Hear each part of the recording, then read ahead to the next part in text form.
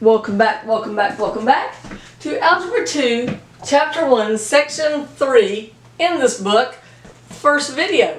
We're calling it Goal 1. And what we're doing is learning how to solve linear equations. If you don't know how to do this, you really do need to go back to my Algebra 1 tapes and watch me show you how to do it slow. Because we're going to go kind of fast in advance, okay? So, how we solve an equation. If it's an equation, it's going to have an equal. So look for the equals. But if it has an equals, then we're ready to solve it. How we solve it is by asking a series and answering a series of questions. And our question for this one is, why is x not alone? And by not alone, I mean on its side of the equals. Well, there's two reasons. It's being multiplied by 3/7, and it has a plus 9 over here. When we solve it, we start with what's further away from x and work towards what's closer. And how we get rid of stuff is by doing the opposite. So what's the opposite of plus 9? Minus 9.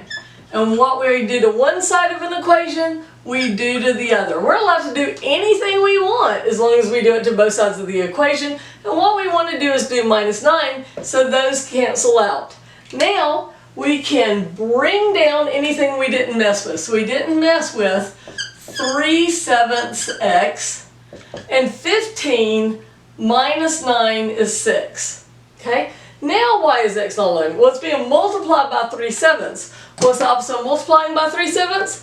Dividing by 3/7. And how you divide by a fraction is you flip it and multiply. But I have found, after decades of teaching math, that this is where kids mess up. So I found that if instead of doing the fraction thing where they mess up, is if you think of it as really two things is happening. X is being multiplied by 3 because they're both in numerator land, and it's being divided by 7 because it's in denominator land. And if we will just multiply both sides by 7, it gets rid of our fraction. And we hate fractions, so that's a beautiful thing. The 7's cancel out, and we're left with 3x equals 42. Now, why is x not alone?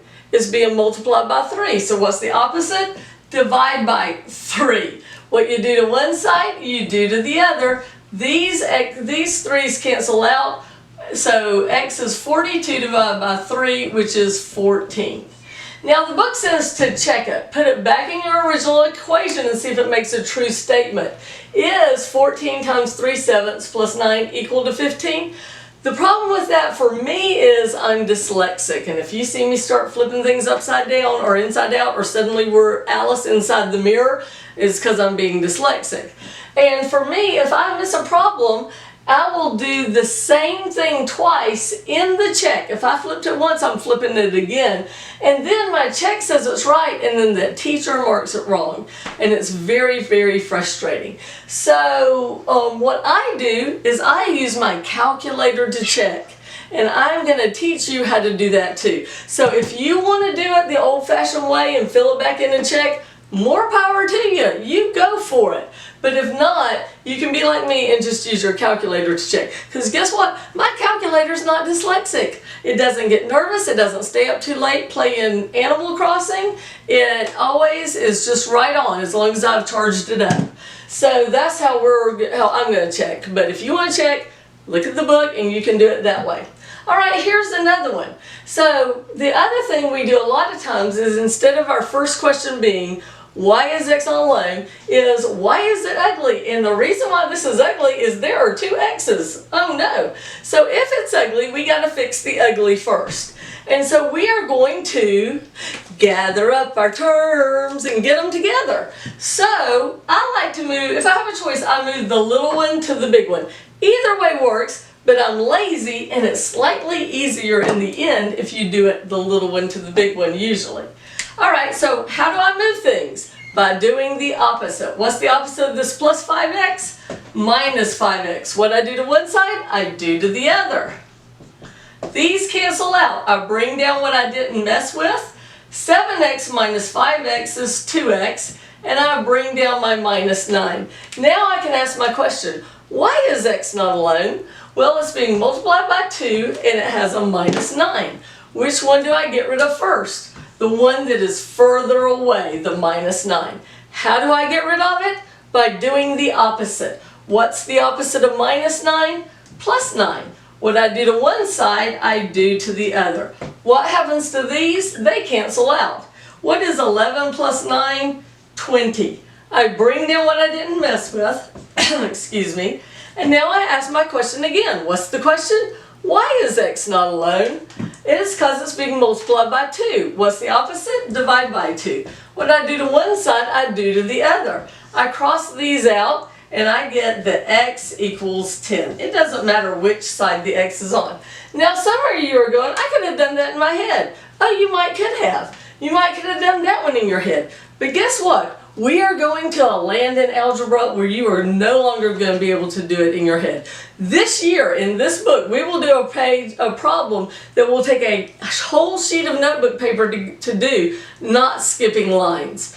Nobody, except maybe some brilliant person who's like off the charts genius, can do that in their heads. So unless you're off the charts genius, you can't do it in your head either, and you're going to need to train yourself the correct way to write it down. Also, as a teacher, I require work to see it, so I know you didn't cheat. And if we were in the classroom, you might be taking a sneak peek over at Ralphie over there and writing down his answers. So I have to see your work that you did and make sure you didn't steal it off of someone else's.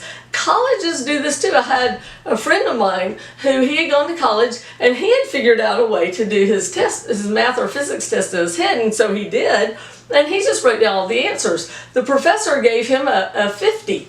He had made 100 on it, all the answers were correct, but he gave him a 50 because the professor counted half for the work and half for the answer. And even though he had all the right answers, he had none of the work and he failed. It was a high F, it wasn't a 0, but he made an F on something that he was able to do all of it in his head. When I was talking to him, he was still mad about it. All these years later, he's my age, and he was still mad about that F. And I said, I would have given you the same thing because I did the same thing. If there's no work, I don't know you did the work.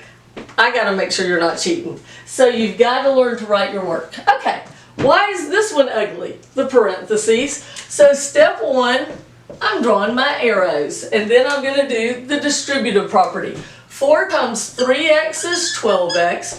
4 times negative 5 is negative 20. Equals, time for more arrows. Whoop, whoop. It's more fun with sound effects.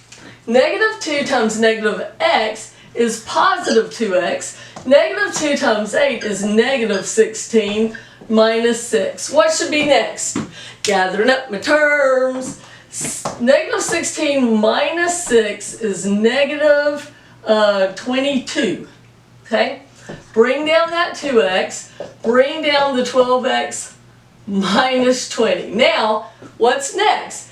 Getting the x's together. Moving the little one to the big one by doing the opposite. Minus 2x, so this is 10x minus 20 equals negative 22. So, what? Now we finally get to ask the question, why is x not alone? Because it has being multiplied by 10 and it has a minus 22. We are going to work from what's further away to what's closer. The opposite of minus 20 is plus 20. What I do to one side, I do to the other. Those cancel out. I bring down what I didn't mess with, 10x, and negative 22 plus 20 is minus 2. Why is x not alone?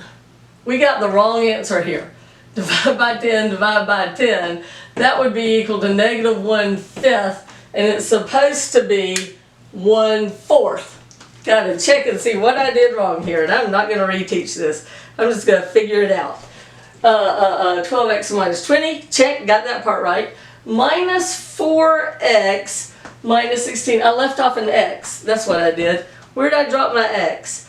Oh, this is a 6x. Doop, doop. All right, so let's fix it right here.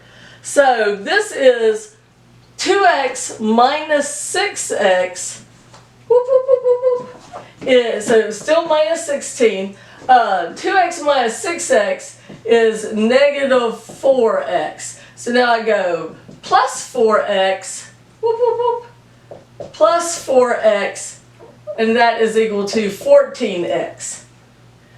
and this is minus 16, and now we still do plus 20 to both sides, and that is 4, and this is 16 divided by 16 divided by 16 equals, we got the right answer now, 1/4. Now, sorry about that. If you write the wrong problem, you will get the wrong answer. We might have done that problem right, but it wasn't the one in the book. We should have got 1/4, which eventually we did. So,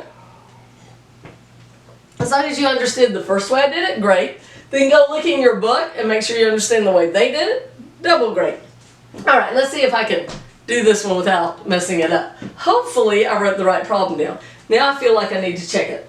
1/3 x plus 1/4 equals x minus 1/6. Alright, I think that's the right problem. Alright, so what is making this ugly? Fractions. There's this little trick I call clearing the fractions.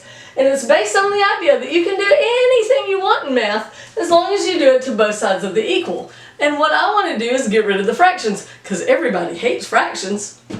Alright, so how I do it is I look to see what these denominators are made out of. This one's a 3, what prime numbers? This one's a 3, that one's a 4, and this is 6, which is made out of 2 times 3.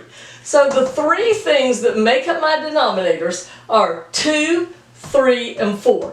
And I'm going to multiply this whole equation, both sides of the equals, times 2, 3, and 4. And as I do, the denominators will wonderfully mark out. Let me show you.